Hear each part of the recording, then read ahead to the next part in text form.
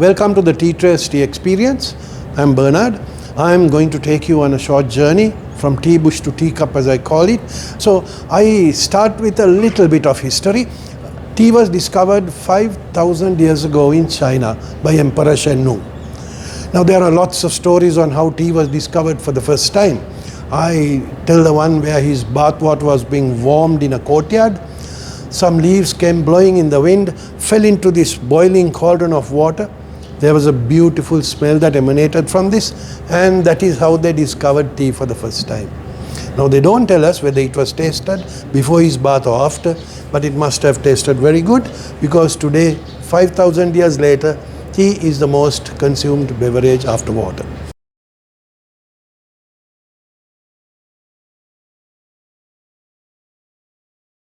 Tea was first grown in our country commercially in 1867.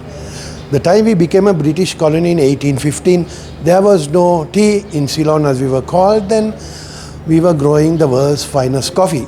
It came from here, not from Brazil or Colombia or Puerto Rico or Costa Rica. We made the finest coffee.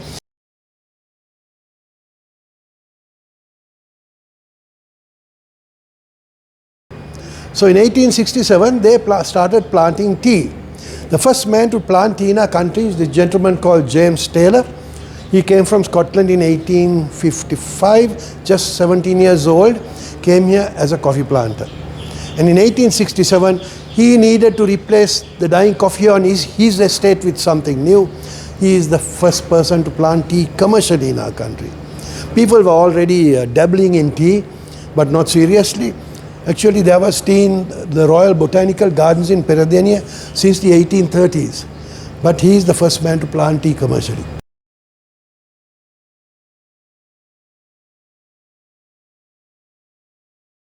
People have the idea that different teas come from different plants, but that is not quite right. Tea comes from one plant. It is called Thea Camellia sinensis. Thea means tea, Camellia is the family it belongs to, and Sino means from China. But we make these different kinds of tea using the same leaves from the same tea plant, but by processing it differently. So these are the different teas we make.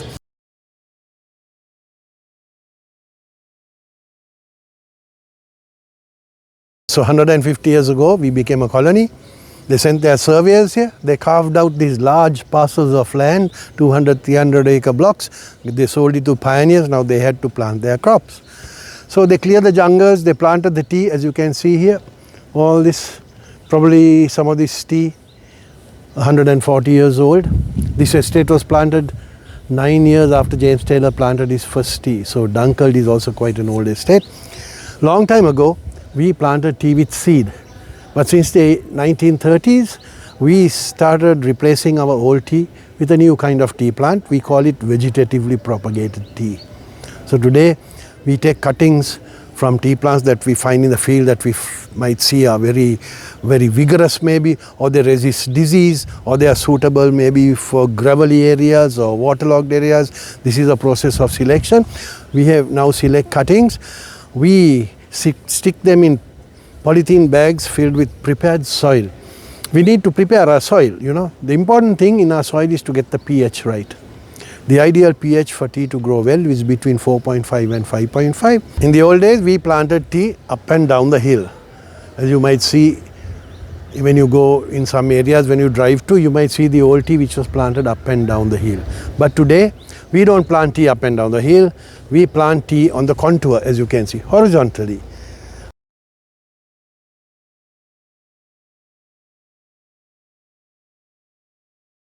We harvest our tea plants every 8 to 10 days. Lots of countries in the world harvest their teas only 3 or 4 times for the year because they do it by machine. Now we call it generation picking. We pick our teas by hand, whereas when a machine runs through a field of tea, they remove all the generations. And so you have to wait between 6 weeks to 2 months before you can harvest leaves again. Now what we do is, when our pickers come to the field, they will only remove the tea shoots that are ready to be harvested today.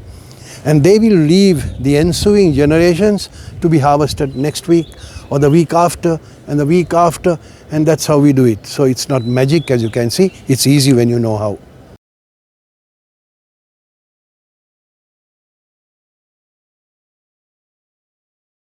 These are the tea fruit and the seeds are in this, just under the surface. This is how we planted tea in the old days, using seeds from this.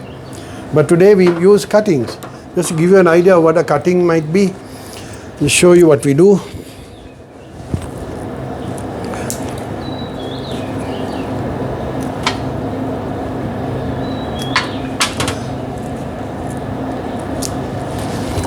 That's a typical cutting, ideally with a little plantlet here, about 2 inches tall.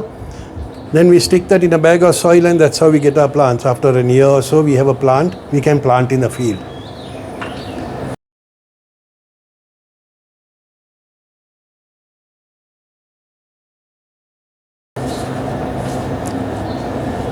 This is an example of the TRI 2043 tea clone, which is specifically suited to manufacture white teas.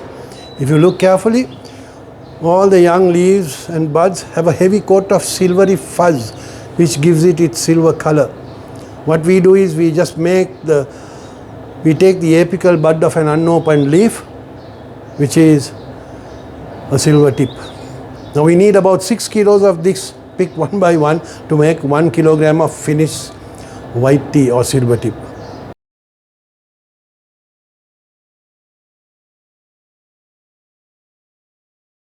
Here is an example of good quality green leaf. This is how we should pick our leaves, nice and tender. Now once we harvest these leaves, the next step is to wither this. If we try to roll this leaf and it's fresh and brittle, we are going to break the leaves into pieces without rupturing all the cells. Now the most important part is to rupture all the cells. If there are 100 cells in this leaf and we rupture only 30, then our tea can only be 30% as good as it could have been as a black tea. We need to rupture all the cells, get all those stuff to come out, they react with each other. There is a very complex chemical reaction we call oxidation fermentation. It doesn't need any starter. It's a spontaneous chemical reaction between these different components. All it needs is oxygen and aerobic bacteria which it takes from the air.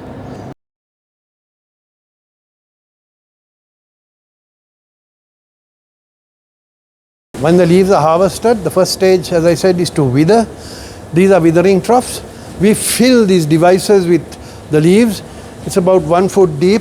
We have a fan at one end which blows air under pressure into the chamber. The air percolates through the leaves, and after 10, 12, 15 hours, depending on climate, weather, whatever, we remove about 55% of the water, and now the tea is ready to be rolled and ruptured the cells and twist the leaves, then break them up into small pieces, which is the next step.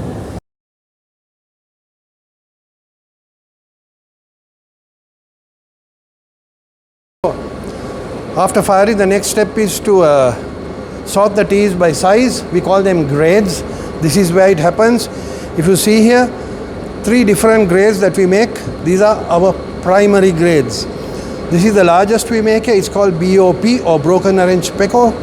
The next one is slightly smaller. It's called BOPF or broken orange pekoe fannings, and the smallest grade, the dust number 1. So all these grades are sorted using this machine, as you can see, which have measures with different sized perforations. Now what does this 40 mean? If you take a linear inch of this mesh, there are 40 perforations in an inch. So it's a very small mesh. Whatever goes through this number 40 mesh is our dust, number 1. Next one, slightly larger. It is a BOP fannings, number 30.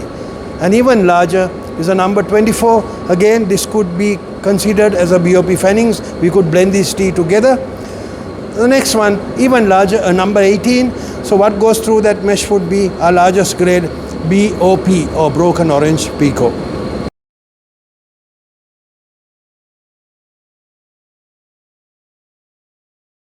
This is where we pack our teas to the auctions. When we collect enough teas of each grade, sufficient to pack an invoice is maybe 10 bags, 20 bags, 40 bags, depending on the volumes of crops we are harvesting. We pack teas in bags like this. As you can see, all the details are there. The name of the estate, the factory number, the grade, the invoice number, the weight of the tea in these bags. So all the details are there. This is how we pack the teas and get them ready to be sold at the tea auctions.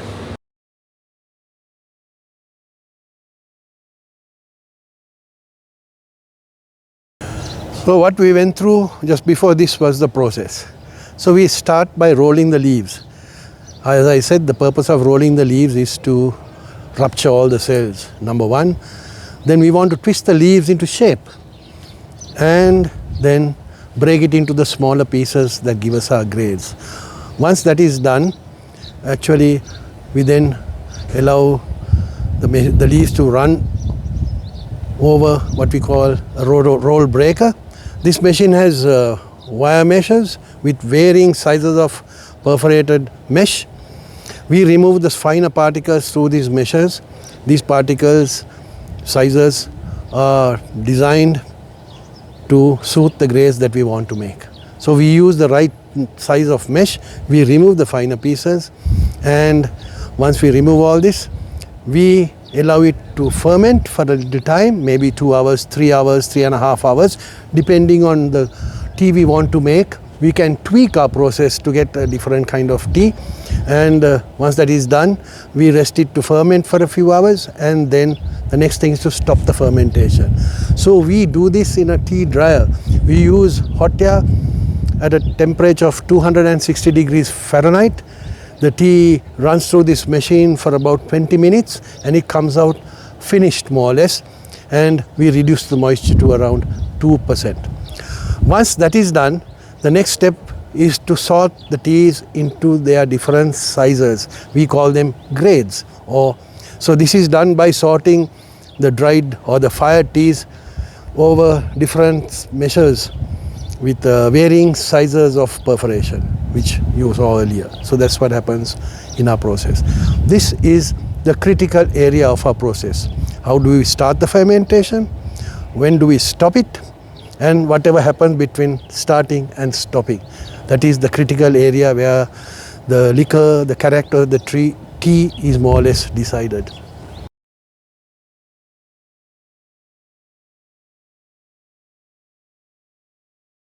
So that was a run through our process, kind of brief, but showing you the critical areas. So hope that gives you an idea of how our teas are made.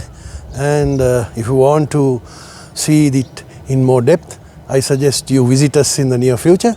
You come here, enjoy the ambience, and you can see the process from start to finish.